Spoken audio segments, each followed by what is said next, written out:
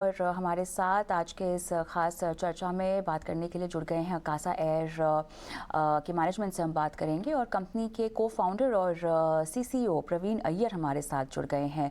प्रवीण, स्वागत है आपका हमारी इस पेशकश में। तो जिस तरह से हम देख रहे हैं कि डोमेस्टिक एयर ट्रैफिक अगर हम देखें तो प्री कोविड लेवल्स के थोड़ा सा ऊपर अब जाता हुआ दिखाई दे रहा है, इतने लीन पीरियड होने के बावजूद भी।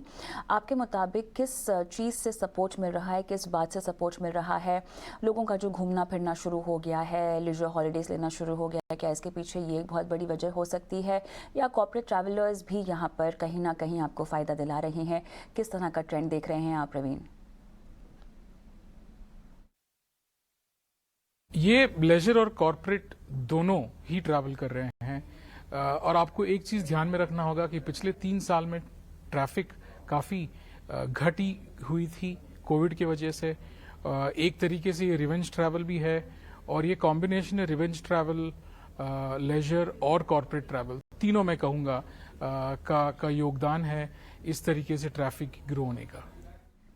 प्रवीण, अगर हम यील्ड्स की बात करें तो ये लगभग 3 से 4 यूनिट के आसपास ही घूमती हुई दिखाई दे रही है। लगभग पिछले 3 क्वार्टर से हम देखें तो आपने 5 पर यूनिट के आसपास को सस्टेन किया है। क्या इस ट्रेंड में और इजाफा होगा या इसी को ही आप बरकरार रहता देखते हैं? देखिए, Q4 से लेके Q3 तक और Q3 से लेके Q4 तक ये काफी सारी सीजनैलिटी होती है। लेकिन जो हम ट्रेंड्स देख रहे हैं फेयर्स का, और जो हमें कॉन्फिडेंस मिल रहा है और जो कस्टमर्स को कॉन्फिडेंस मिल रही है ट्रैवल करने के लिए, उसको मद्देनजर रखते हुए मुझे ये लगता है कि ये जरूर सस्टेन कर पाएगी अगले कुछ सालों के लिए। काफी नए पैसेंजर्स आए हैं अभी जो ट्रैवल करते हैं, जो कोविड के समय न्यू फ्लायर्स जिसे कहते हैं वो काफी सारे ऐड हुए हैं। तो उनके होते हुए आप ये जरूर देखेंगे कि ये सस्टेन होगा आगे वाले समय तक, काफी समय तक। प्रवीण, अगर हम देखें तो देखिए, एयर इंडिया ने सबसे बड़े एयरक्राफ्ट का ऑर्डर दिया है। इंडिगो की बात करें तो उनके बेड़े में भी काफ़ी सारे बड़े ऑर्डर एग्जिस्ट करते हैं। मार्केट शेयर के लिहाज से अगर मैं समझना चाहूँ तो किस तरह से अब ये आगे बढ़ता हुआ दिखाई दे रहा है? पैसेंजर ग्रोथ क्या यहाँ पे स्ट्रॉन्ग रहेगी, और अगर क्या ये स्ट्रॉन्ग रहेगी तो ये सपोर्ट मार्केट शेयर के लिहाज से क्या काफ़ी होगा? देखिए, इंडिया एक ऐसी कंट्री है जहां पे एक ही चीज कांस्टेंट है, और वो है ग्रोथ। ये ग्रोथ आप देखेंगे अगले 8 से 10 साल के लिए कंसिस्टेंटली। कैगर जो होगी डोमेस्टिक मार्केट की वो करीब 12 से 18% होगी। तो इसके लिए मुझे लगता है ये ऑर्डर्स जरूरी हैं ये ग्रोथ को फुलफिल करने के लिए। हमारे सिविल एविएशन मिनिस्टर जी ने ये कहा था, काफी फोरम्स में कहा था इस चीज को, कि 200 मिलियन पैसेंजर जो हमने कैरी किए थे प्री कोविड, वो करीब 400 मिलियन पैसेंजर्स के आसपास होंगे करीब 2027 तक, और 2030 तक हमारा ये मानना है कि ये 500 मिलियन पैसेंजर्स होंगे। अगर आप अनुमान लगाते हैं 700 जहाज 200 मिलियन पैसेंजर, तो आप अनुमान लगा लीजिए अगर आपको 500 मिलियन पैसेंजर्स फ्लाई करने हैं 2030 तक, तो कितनी जहाज लगेगी आपको कुल मिला के। तो ये जो ऑर्डर्स हैं ये करॉबरेट करती हैं कि हमारी जो ग्रोथ है वो सही तरीके से जाए, और ये सही तरीके का ग्रोथ, सस्टेन्ड ग्रोथ जिसे कहते हैं, वो आप देखेंगे डोमेस्टिक में। और ओवरऑल एयर ट्रैफिक पैसेंजर्स जो डोमेस्टिक और इंटरनेशनल दोनों तरफ जाती हैं, आप जरूर देखेंगे ये सस्टेन करेंगी। तो ये जरूरी है ये ऑर्डर्स जो हुए हैं बाकी एयरलाइनों से, और हमारा भी जो हुआ है और जो आगे जाके होगा।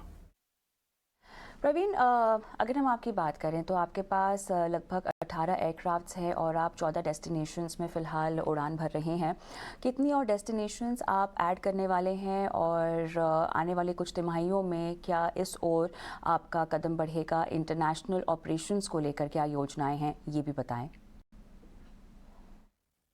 इंटरनेशनल अनाउंसमेंट हम करेंगे towards the end of this year.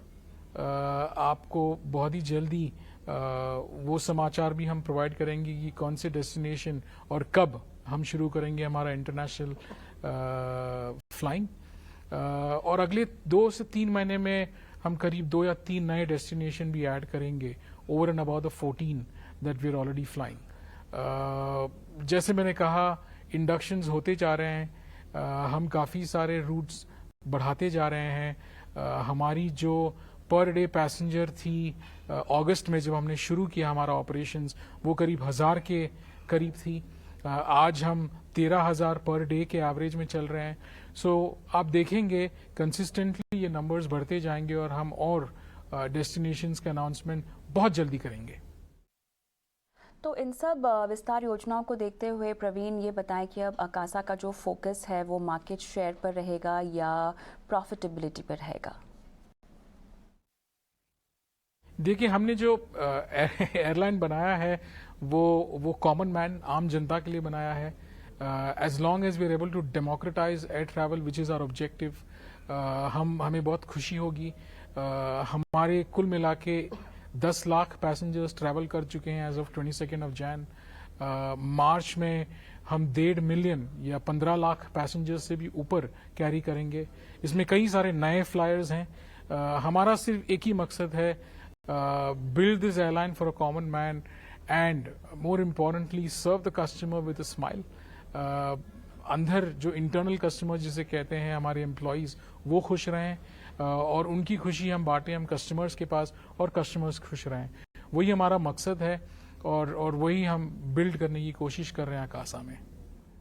बिल्कुल, जो आपने कहा कहीं ना कहीं राकेश झुनझुनवाला साहब का भी एक विजन रहा है और वो काफ़ी एक्टिवली एंगेज भी थे इस एयरलाइन को खड़ा करने के पीछे। ये बताएं, ऐसी कौन सी बात जो शायद आपको उनके ना होने पर बहुत ज़्यादा खलती हो? देखिए, बहुत सारी चीज़ें हैं जब आप उनका नाम लेते हैं और उनके बारे में जब याद दिलाते हैं, लेकिन उनको अगर समराइज करना है किसी एक वर्ड में तो मैं उनको कहूँगा विजनरी। उनके जैसा विजनरी शायद हिंदुस्तान ने नहीं देखा हो। उनकी जो बुलिश नेचर है, उनकी जो पॉजिटिव एटीट्यूड है, वो अगर आप देखें, वो 1 in a million कह सकते हैं। और ऐसे हस्ती हैं जिसे ना सिर्फ हम पूरी दुनिया मिस करती है आज की तारीख में। तो मैं कहूँगा देयर आर सेवरल थिंग्स, लेकिन एक वर्ड में समराइज करना है तो मैं कहूँगा विजनरी, ग्रेट विजनरी। बिल्कुल, तो उनकी तरफ से क्या ऐसे कोई टारगेट्स सेट किए गए थे अकासा के लिए जो आप हमारे साथ साझा कर पाएं, जिनको शायद आप पूरा करने में लगे हुए हैं या शायद पूरे हो चुके हों?